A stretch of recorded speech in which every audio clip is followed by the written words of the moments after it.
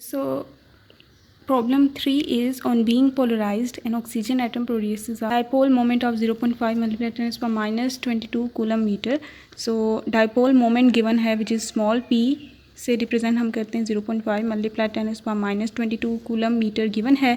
If the distance of the centre of the negative charge cloud from the nucleus is 4 multiply 10 to minus 17 metre. ठीक है, polarisation के बाद जो separation आई है nucleus और electronic cloud के दरमियान वो गिवन है which is d is equals to which is 4 multiply 10 power minus 17 metre. और we need to calculate the polarisability of oxygen atom. तो हमने पोलराइजेबिलिटी फाइंड आउट करनी है. ठीक है, तो अब ये जब हम पोलराइजेबिलिटी की बात करते हैं तो हम एक एटम की बात करते हैं. ठीक है, तो बिल्कुल स्टार्ट में हमने एक रिलेशन लिखा था पोलराइजेबिलिटी के बारे में ऑफ अ सिंगल एटम. ठीक है, that was P equals alpha times E local. Okay, तो ये तब था जब आप एक सिंगल एटम ले रहे हो. बाद में हमने n नंबर ऑफ़ एटम्स डाल दिए और वो सारी चीज़ें कर दी थी. लेकिन ये बिल्कुल स्टार्ट में जो हमने ये रिलेशन लिखा था, ठीक है, ये हम यहाँ पे यूज़ करेंगे. और इसमें P तो गिवन है, लोकल इलेक्ट्रिक फील्ड को फाइंड आउट करना है. अब अगर हम सिंगल एटम की बात करें ना, तो लेट्स से ये अगर एटम है, ठीक है, और ये सबसे पहले न्यूक्लियस ये है और ये था इलेक्ट्रॉनिक क्लाउड. ठीक है, इस पे इलेक्ट्रिक फील्ड अप्लाई की. ओके, नेट फील्ड जो है ना, यहाँ पे जो हम कह सकते हैं कि नेट ये अभी न्यूट्रल स्टेट में था. ठीक है, तो हम कह सकते हैं कि नेट कोई भी इसमें इलेक्ट्रिक फील्ड मौजूद नहीं है, क्योंकि इसमें अनइक्वल डिस्ट्रीब्यूशन ऑफ चार्जेस नहीं है. मींस सिमेट्रिकल डिस्ट्रीब्यूशन है. ये सिमेट्रिकल डिस्ट्रीब्यूशन हो तो नेट कोई भी फील्ड जनरेट नहीं होती. तो पहले जब इस पर कोई इलेक्ट्रिक फील्ड नहीं लगी थी और ये सिमेट्रिकली डिस्ट्रीब्यूटेड था, नेट फील्ड इसमें ज़ीरो थी. अब ये इलेक्ट्रिक फील्ड इस पर हमने अप्लाई की है. इलेक्ट्रिक फील्ड अप्लाई करने की वजह से इसकी डिस्ट्रीब्यूशन चेंज हो जाएगी और डिस्ट्रीब्यूशन चेंज होने की वजह से एक नेट इलेक्ट्रिक फील्ड जनरेट हो जाएगी. ये लेट्स से यहाँ पे पहले पॉजिटिव चार्ज था, ये डिस्प्लेस हो चुका है यहाँ तक, तो जितना डिस्प्लेस हुआ है इसे हम डी कहते हैं. ठीक है, और अब यहाँ पे इस डिस्ट्रीब्यूशन की वजह से इस इलेक्ट्रॉनिक क्लाउड ये जो इलेक्ट्रिक फील्ड का इफ़ेक्ट रखेगा इस पॉजिटिव न्यूक्लियस पे, ये इक्वल होगा टू द अप्लाइड फील्ड.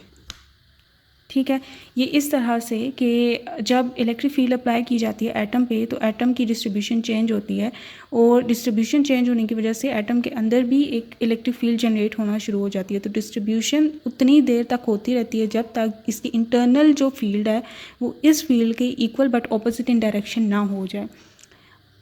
तो ये इक्विलिब्रियम स्टेट हो जाती है जब चीज़ें पोलराइज हो चुकी होती हैं. हम देखते होते हैं एक चीज़ एक हद तक पोलराइज होती है, उससे बाद पोलराइज नहीं होती. बेशक आप फील्ड एक्सटर्नल उससे प्रोवाइड करते रहें, वही कांस्टेंट फील्ड जो पहले भी आप कर रहे थे, उससे कांस्टेंट फील्ड के अंदर एक हद तक ही वो पोलराइज होता है, उससे ज़्यादा नहीं होता. द रीज़न इज़ कि फिर इक्विलिब्रियम अचीव हो जाती है कि जो फील्ड आप अप्लाई कर रहे हो, एटम्स जो प्रोड्यूस कर रहे होते हैं वो उसके equal but opposite in direction हो जाती है, सच दैट कि वो आप तो और ज़्यादा पोलराइज नहीं होते.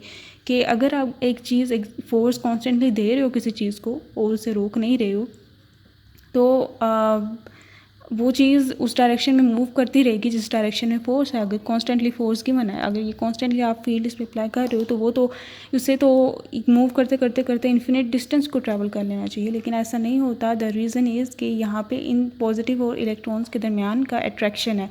तो ये जो हम इसे दूर लेके जा रहे हैं ना इन दोनों को, तो इन दूर लेके जाने की वजह से, क्योंकि ऑपोजिटली चार्ज पार्टिकल हैं, तो इन दोनों के दरमियान एक अट्रैक्टिव फील्ड के तहत फोर्स भी, अट्रैक्टिव फोर्स भी होगी जो कि इसके अगेंस्ट एक्ट कर रही होगी.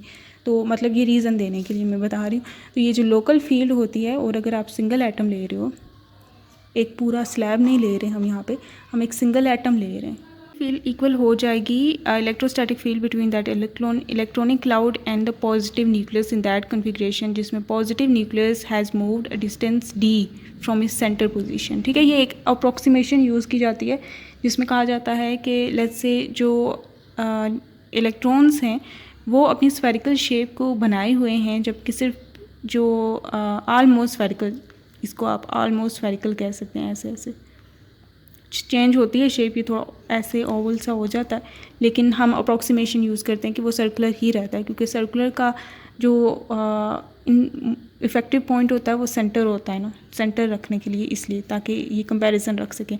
तो positive nucleus has moved a distance d from its previous position. तो ये फिर जो आप फोर्स लिखेंगे हम, वो that will be equals to, force नहीं मतलब electric field intensity, that will be equals to 8E। Negative वैसे इसमें होगा इलेक्ट्रॉन्स की वजह से, और डायरेक्शन भी इनकी इस तरफ ही होगी, सच दैट कि इस E के अगेंस्ट ही होगा।